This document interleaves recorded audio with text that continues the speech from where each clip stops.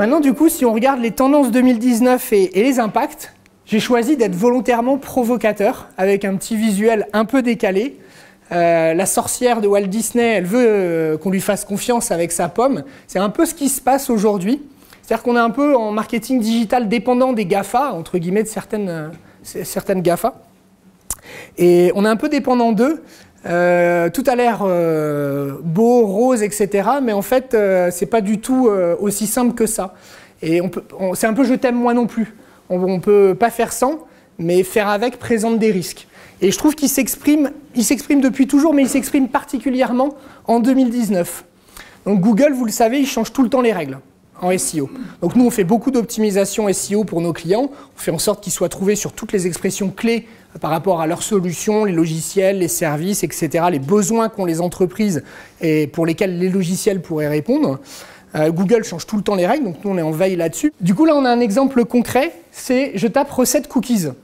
Et je pense que tous ceux qui cuisinent dans cette salle ont déjà tapé recette de quelque chose sur Google et avaient l'habitude d'aller sur Marmiton ou sur des blogs culinaires parce qu'il y avait voilà, des cuisiniers qui proposaient des choses sympas. Aujourd'hui, en fait, Google, par rapport au premier résultat, c'est ce qu'on voit ici, me reprend l'essentiel de la recette. C'est-à-dire que j'ai tous les ingrédients qui sont immédiatement disponibles.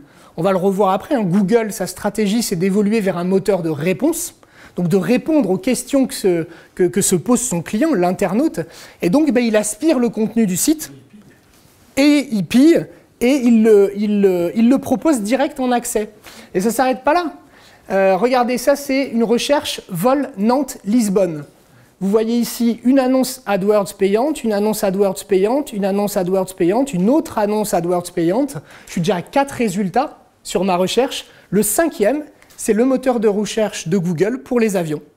Autrement dit, là je prends un exemple qui est décalé parce qu'on n'est pas tous dans la salle membres du marketing de Opodo ou de toutes ces grosses plateformes qui gèrent, mais néanmoins vous imaginez l'impact pour eux. C'est-à-dire qu'en quelques semaines, ils peuvent perdre 80% de leur trafic. Pourquoi? Parce que c'est tellement simple pour moi d'aller ici, j'ai tapé vol Nantes-Lisbonne, c'est tellement simple pour moi de mettre ma date et de regarder les prix des différentes compagnies, que pourquoi j'irais sur Opodo?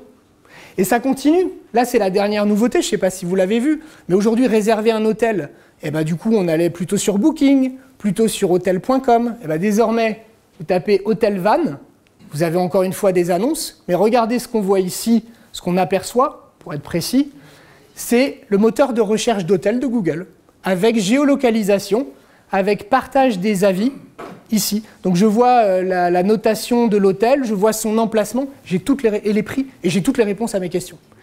Pourquoi j'irai sur Booking ou pourquoi j'irai sur hotel.com?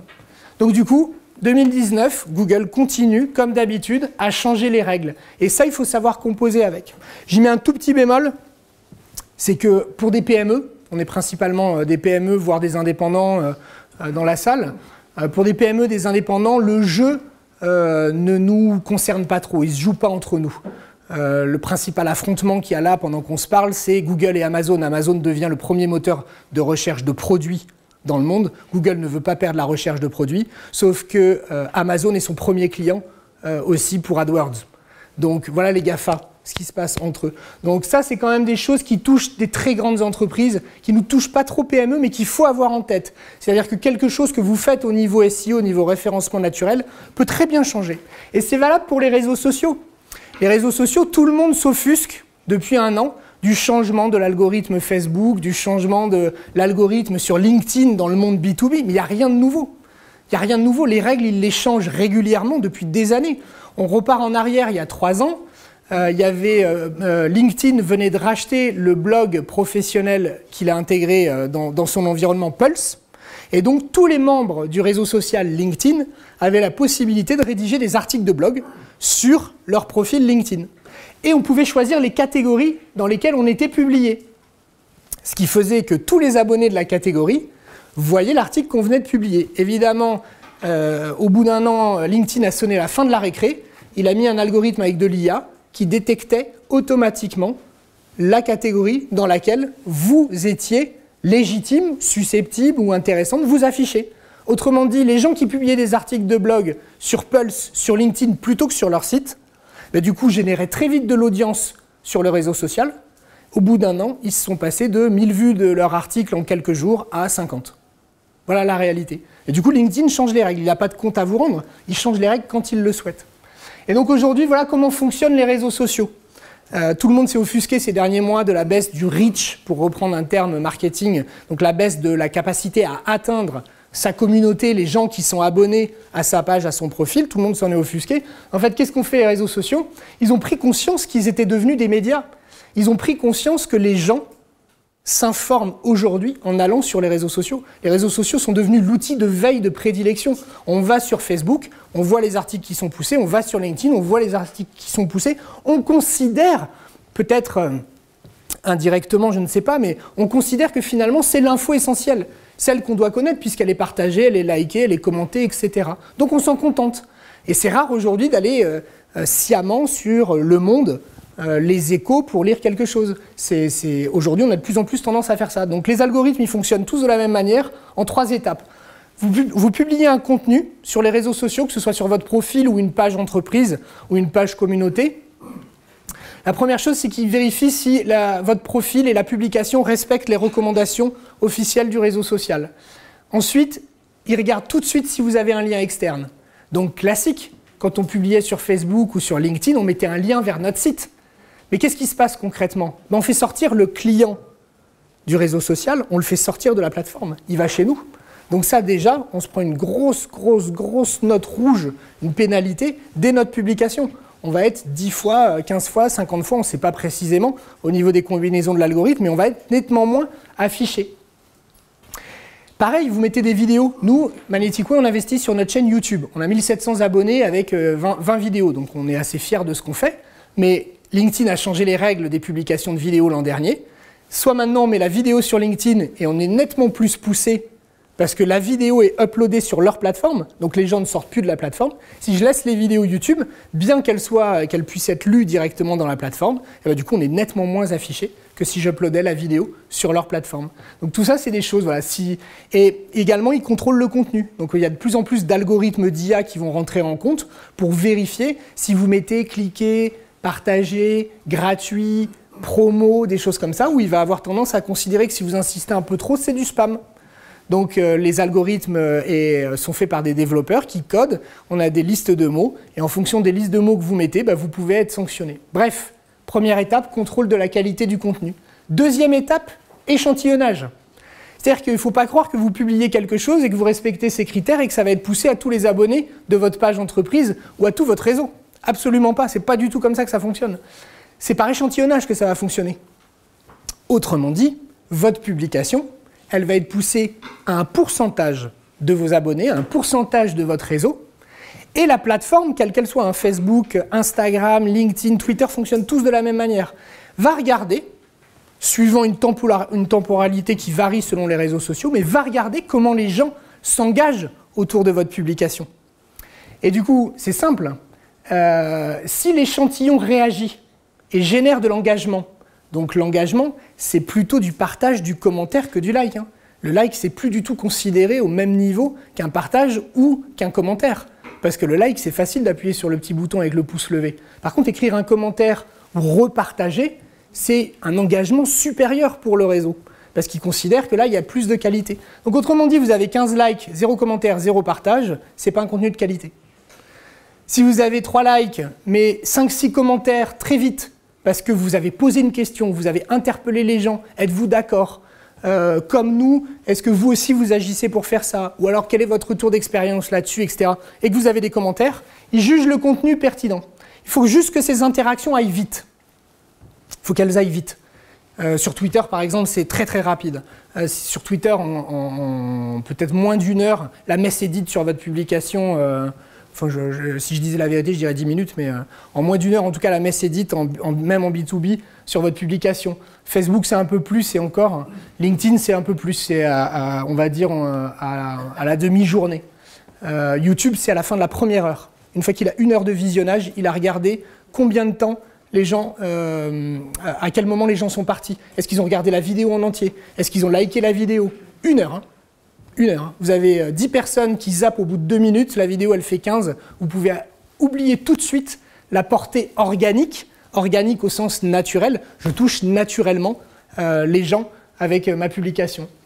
Et ensuite, la troisième étape, une fois que vous avez passé cette étape de l'échantillonnage, c'est la diffusion plus large et j'ai mis sous contrôle. Pourquoi sous contrôle? C'est parce que de plus en plus, comme il y a eu ce débat dont vous avez entendu parler sur les fake news et des choses comme ça, de plus en plus des éditorialistes rentrent en compte.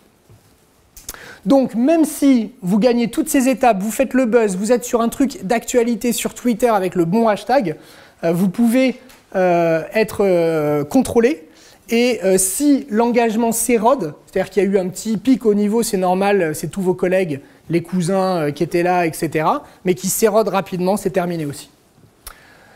Donc voilà, donc ça c'est les derniers changements de l'algorithme. Autrement dit, j'en reviens à mon mantra du départ, entre guillemets, soit vous êtes intéressant, et les gens trouvent que ce que vous racontez a de la valeur pour eux, et vont s'engager naturellement sur vos contenus, soit sinon le reach organique, donc la capacité que vous avez à toucher naturellement des gens, va continuer à diminuer et donc vous serez de moins en moins diffusé. Il faudra recourir aux solutions payantes des réseaux sociaux pour diffuser vos messages. Et donc votre budget marketing digital ne pourra donc qu'augmenter.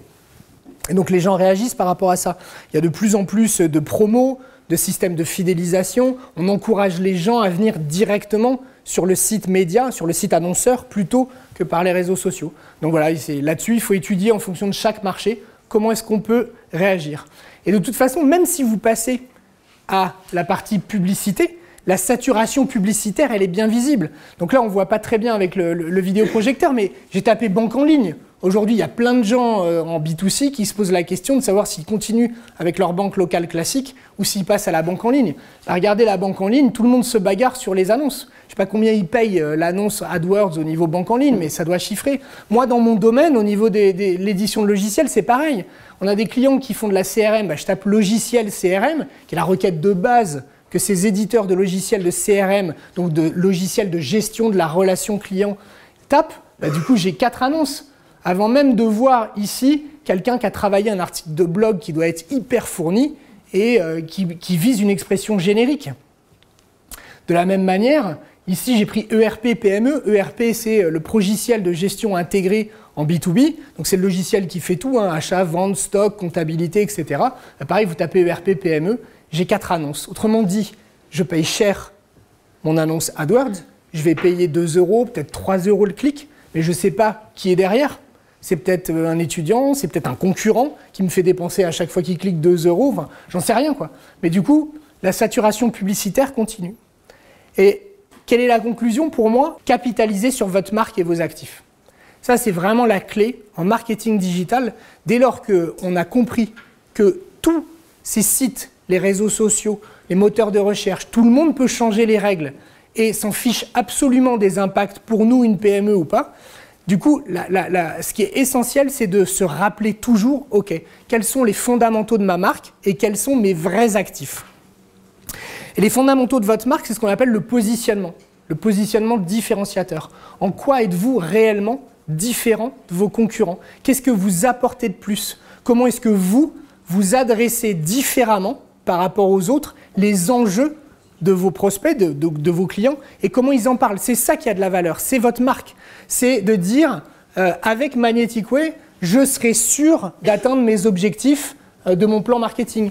Avec cette agence, je ne suis pas sûr. Ou alors, les clients de Magnetic Way disent partout que les consultants font un travail de qualité, ce que je n'ai pas entendu ailleurs. Donc, je prends des exemples bateaux me concernant, c'est très égoïste, mais du coup, on peut le transposer à des éditeurs de logiciels, typiquement.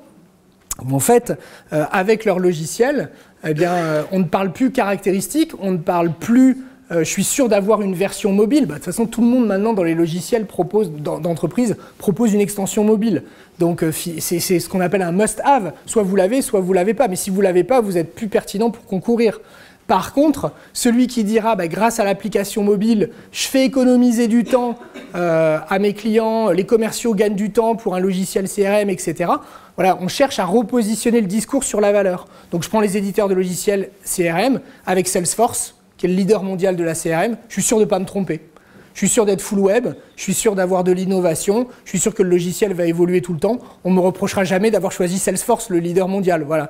Par contre, s'il y a un logiciel de si moi par exemple je suis une agence immobilière et qu'il y a un logiciel CRM qui est spécialisé pour les agences immobilières et qui du coup me fait des promesses différentes.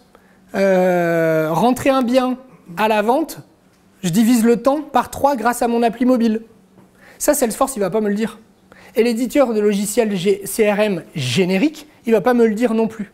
Du coup, qu'est-ce que je viens d'illustrer? Un marché de niche, c'est-à-dire je fais des logiciels CRM que pour les agences immobilières. Et du coup, je le fais tellement bien que je crée une valeur totalement différente de mes concurrents sur ce segment de marché. Donc la grosse recommandation que je vous donne au niveau de capitaliser sur votre marque et le positionnement différenciateur, c'est de bien revenir aux fondamentaux du marketing. Quelle est ma cible? Quel est mon marché? Et de bien l'identifier. Aujourd'hui, il y a trop de PME qui, parce qu'elles se sont créées de cette manière-là ou parce que ça fait partie de la culture d'entreprise, sont opportunistes. Elles tirent à tout va. Elles tirent sur tout ce qui bouge. Le moindre projet qui passe devant elles, elles se disent c'est bon, je le prends, c'est bon, je le prends, c'est bon, je le prends. Pourquoi? Parce qu'elles ont toujours fait comme ça. Mais la vraie question à se poser, c'est ok, mais ce projet-là, combien ça me coûte de le prendre? Et combien je gagne au final? Est-ce que j'ai une vraie proposition de valeur? Est-ce qu'une fois que le client aura mon produit, le projet sera terminé, est-ce que ça aura du sens que ce client témoigne et aille dire partout qu'il est content? Est-ce que c'est mon cœur de cible? Est-ce que c'est mon cœur de marché ou pas? Et ça rejoint typiquement les fondamentaux de Magnético. Et moi, j'ai créé l'entreprise parce que je souffrais en tant que marketeur et directeur commercial chez les éditeurs de logiciels de ne pas avoir une agence spécialisée et de me retrouver avec des gens qui bossaient le matin pour une agence immobilière, qui avaient des cycles de vente au mois auprès de particuliers, et moi qui vendais des logiciels de gestion où il me fallait 18 mois pour faire la vente et certaines ventes pouvaient arriver à 1 million d'euros. Les gens ne comprenaient rien et tout ce qu'ils faisaient pour moi n'avait pas de sens. Et des fois, j'avais qu'une trouille, c'était qu'un prospect tombe sur ce qu'ils avaient fait en plus. Donc, du coup, je me suis dit, un jour, il faudra arrêter, il faudra qu'il y ait une agence marketing vraiment spécialisée pour les éditeurs de logiciels. Et donc, du coup, en ayant souffert d'une situation de marché, j'ai identifié un marché de niche où il n'y avait pas de réponse. Et du coup, c'est ce que j'ai fait là. Mais dans une entreprise, c'est pas parce qu'on est déjà existant, qu'on a 50 salariés, qu'on ne peut pas le faire. À un moment, il faut regarder son pipeline de vente, il faut regarder ses opportunités, il faut regarder sa base client installée et se dire, OK, où est-ce que j'ai le plus de succès? Où est-ce que les gens reconnaissent que j'apporte le plus de valeur? Tiens, je vais définir des segments de marché et je me spécialise et j'en fais 3. C'est peut-être renoncer à 10% de chiffre d'affaires et c'est peut-être 20% de marge en plus l'année suivante. Donc ça, c'est fondamental. Capitaliser sur la marque en marketing digital est essentiel. Et les actifs aussi. Parce que du coup, les actifs, c'est votre site web. Google changera les règles, on le sait, il va les rechanger cette année. Donc bon, maintenant on le sait, voilà, c'est comme ça, un point c'est tout. Et les réseaux sociaux, c'est pareil. Donc du coup, le seul actif qui restera et qui sera pérenne pour vous, c'est votre site web. Donc il faut investir dès le départ dans les fondamentaux, un site web qui soit clair, qui soit tourné vers le visiteur, qui réponde à ses interrogations, qui soit bien référencé évidemment, puisque les changements de Google que je vous ai exposés n'impactent que les grandes entreprises, entre guillemets. Voilà, bien référencé, qui répond à des vraies problématiques et surtout qui cherche à convertir l'internaute. Une fois qu'il arrive sur votre site, c'est simple pour lui d'entrer en contact avec vous. Il peut cliquer sur un bouton « Demander à être rappelé ». Donc ça en B2B personne ne le fait mais ça pourrait être intéressant de tester. Il peut des fois chatter en ligne, il peut télécharger un livre blanc, un e-book, quelque chose qui réponde à ces problématiques. Voilà. Un site web, c'est votre actif, il vous appartient. Ce que vous investissez dedans, ça restera chez vous. Autrement dit, c'est un actif sérieux en marketing digital qu'il faut privilégier.